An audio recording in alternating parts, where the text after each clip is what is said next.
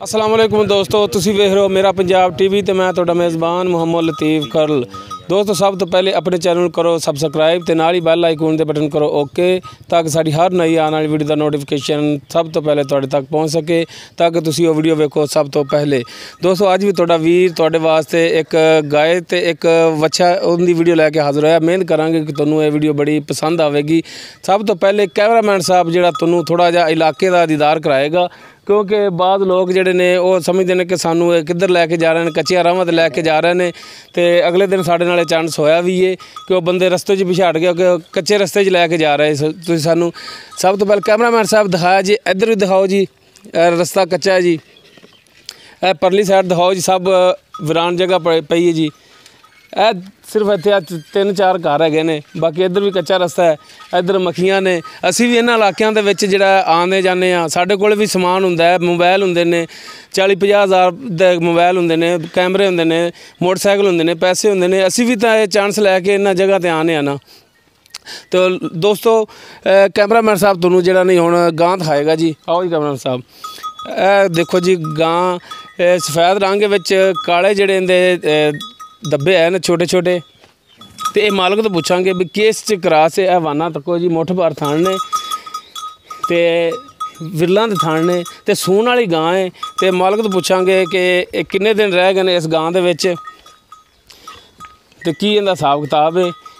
ये करांगे आप मालक दे नाल गल्लां बातां ते नाल ही तुहानू दिखावांगे जी जिहड़ा वच्छा है।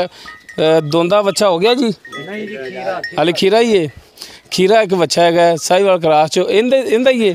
नहीं। अच्छा बच्चा दिखाया जी कैमरामैन साहब परला जिहड़ा खीरा बच्चा है। मालक तो पूछांगे इहदी उम्र कितनी होगी। साहिवाल क्रास दे विच है ते माशाल्लाह सेहतमंद तंदुरुस्त बच्चा है।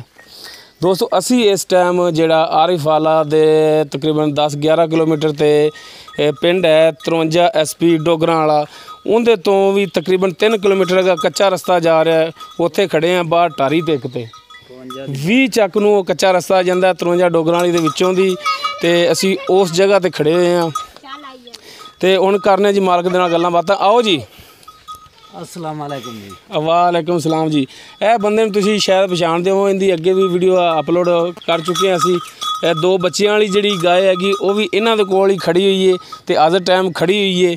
तो दूसरा एक इन्हां दी गां हैगी, ये भी सेल करनी है, बच्चा भी सेल करना है। तो पुछने जी कैमरा इहदे तो।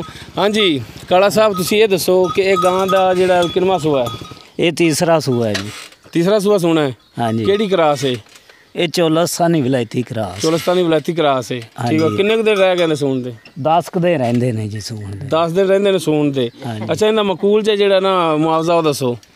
1,15,000 रुपये। 1,15,000। हाँ जी। तो देवोगे कितने ज करके? वो कर लांदे प्यार मोहब्बत। प्यार मोहब्बत करोगे ना?